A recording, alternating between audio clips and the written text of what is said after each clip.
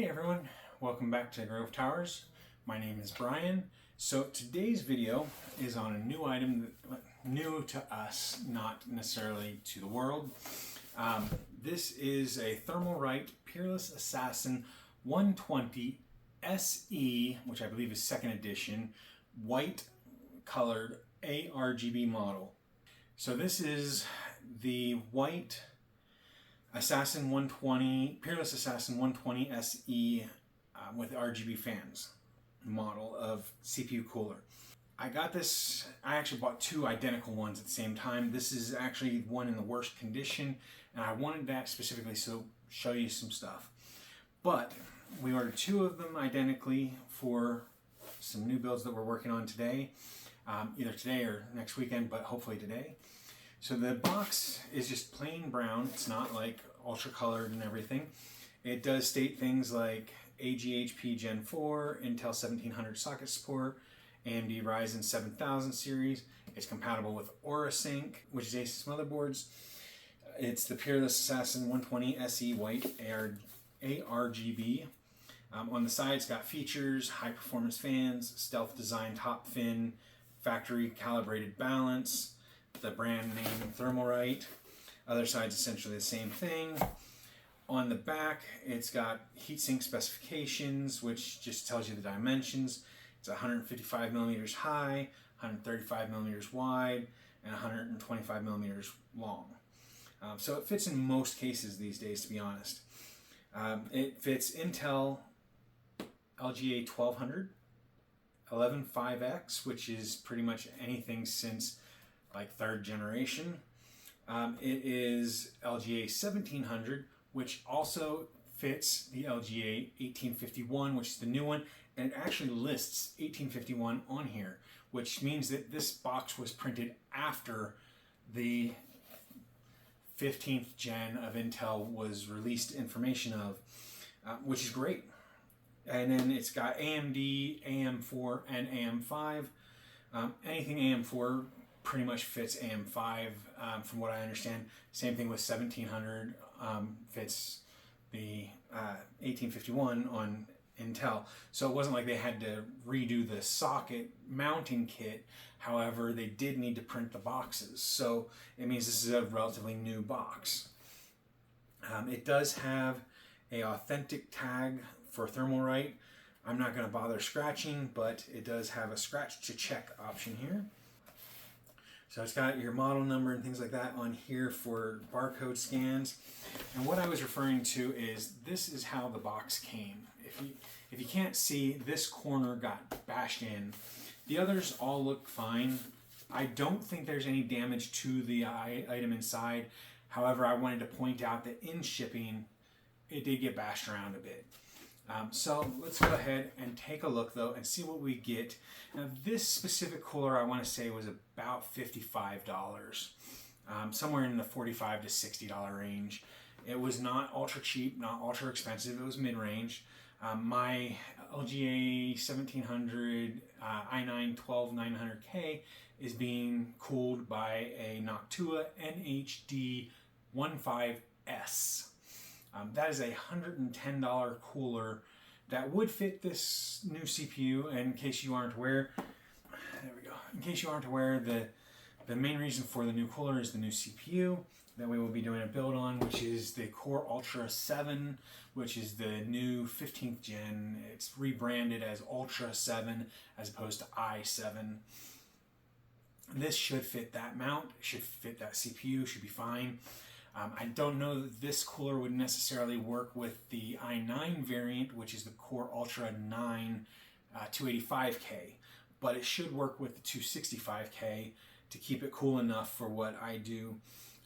I do game, but I don't overclock, so it's not going to be very high-end, like super high heat rate and stuff like that. It is a 250 watt CPU though.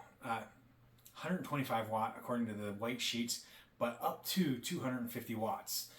The i9 12900K tops out at like 241 watts, so it can potentially run hotter than the i9 that I currently have. So we'll see how it runs overall. I will be benchmarking this system when it's done being built and I will run this as the cooler on it, so we will see how it compares. The i9 12900K runs at about 70 to 75 on average under benchmark workloads. It has hit as high as 81 under that load, but that's the max it's ever hit with the NHD 15S. So we will see how this compares by testing it out.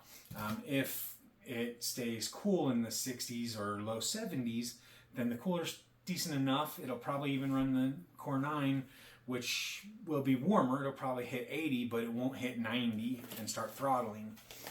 Okay, so inside we've got some cardboard, and then we've got some styrofoam, some more cardboard stuff. It is, sorry, it's been a long day. It has 2 RGB fans. Now, this fan is PWM. Oh, there we go. And then it's got RGB here for the 3-pin, which, if I remember correctly, is 5 volt. So, when you look at it, you've got the PWM 4-pin connection for the temperatures. So when it's really hot, it'll go faster. When it's less hot, it will slow down the speed to compensate for that, to keep it cool but not run the fan to death. And then it's got the 2-1 connector, which, like I said, I believe is the 5 volt. The 12 volt is 4 pins, if I remember correctly.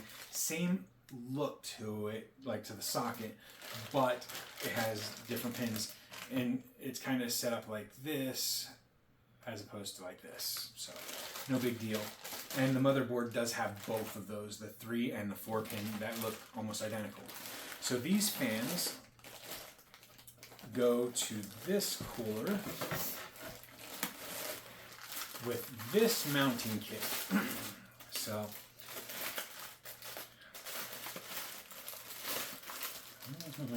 I see how it is. There we go. So you want to not be holding it this way because then it squishes it. You want to hold it open enough that you can pull that out. And then this is kind of stuffed under it so that this is tight as can be around the edges, which is good. I like that. That's good. The cooler itself is painted white. And it does look painted white, like sprayed by a machine.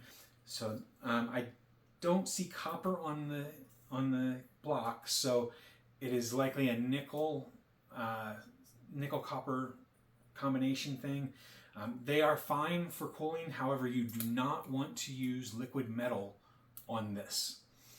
If this is the nickel stuff, like I suspect that it is, because it's not copper colored, it's not copper. So it's probably the nickel chemical composition, which means that if you use liquid metal on it, it will corrode and it will actually melt onto the CPU and potentially either damage this, damage that, or damage both. And almost certainly will damage the heat plate here. I'd say 99% positive liquid metal will damage this. Less certain that it would damage the CPU. It's usually fine on the CPU.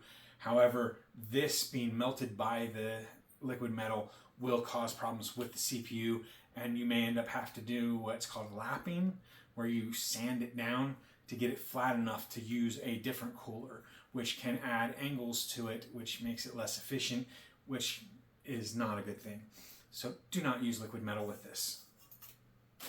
Just a heads up.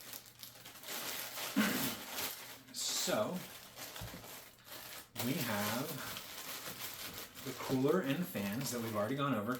Now one fan will go in here with little brackets that are going to be in this box, and one fan will go over one side or the other and will again clasp by brackets. Pretty common setup. It's not anything special there. It's whether or not it works will be the determining factor of how good it is. Now, here is the box of goodies that comes with it. So, multiple back plates that are going to be used for mounting to different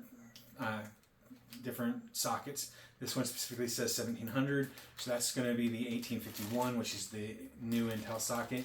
This one here, I'm guessing, I can't see the writing on it, but this one here I'm guessing is the AM4, AM5 socket. And then it looks like it's got another one that's for like LGA 115X. It does have Thermalright TF7 thermal paste as a tube, which is cool. And it looks like it's more than enough for one, so it'll probably be 2 or 3 applications worth, which is awesome. You've got various colors of spacers for the height of the cooler brackets so that you can run different things. It does have some sort of cable for the fans, so I'm guessing that's a splitter, so you can plug the 2 fans into the one cable, then the one end into the one socket. You've got the little plates that hold the mount down, and you've got the little clips that hold the fans in place. There is pretty simple and straightforward. You do need directions though to know which of the different items go to which of the different types of sockets. And then in here is the little booklet that has, this is your like warranty information from the looks of it. It's in Chinese. I don't read Chinese, so I'm assuming with the different spaces, different titles, that's what that is. That's most commonly what that would look like. And then you have your instruction booklet, pamphlet, whatever you want to call it. So basically, yep. The only issue that I have is that more premium coolers come with them. This one did not apparently come with it. Okay, and it's not a massive issue. However, it is a nicety that when I bought the $100 NHD 15S, or I bought an $80 or $90 Dark Rock 4 Pro, they came with a screwdriver to use to mount this. I have to use my own screwdriver, which may or may not reach, may or may not fit. I have one that's plenty long. I mean, I've got one that's like this long. It'll reach more than easily enough. It's more the convenience of it. Those more expensive ones, they're usually a little bit bigger, which means this will probably not run as cool as the other ones. However, the NHD 15S is a single fan. This is dual fan, so it may compensate for that some.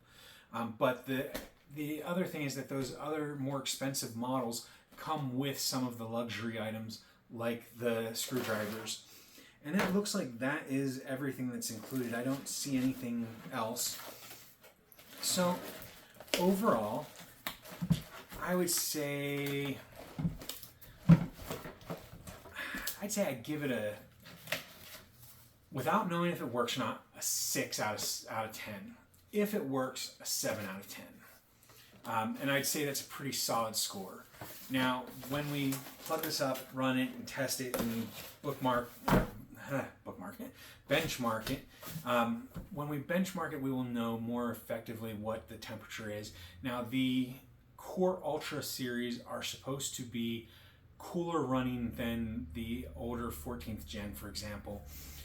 But I don't know for sure because I haven't yet used it yet. This will be the first time using the new stuff. I do hope that this video helps you to decide if this is the right cooler for you or not. I think that this is going to be great for one of the systems, less great for the other, but should still hopefully work. But overall, it is a nice budget CPU cooler that won't break the bank, should keep stuff cool. Hopefully this does as well as I'm hoping, but I will try and let you all know how well it does, and it should look really great in the new cases. So I do hope that you all enjoyed this video. I hope that it helped you decide if this is the right cooler for you or not. If it did, make sure you hit the like button down below. If you haven't already, hit the subscribe button in this general area over here, and that way you can keep up to date on our new videos and our community section. And as always, if you have any questions about myself, the product, or the channel, make sure you leave those down below in the comments section. So thank you all for watching. I hope you have a wonderful day. Bye for now.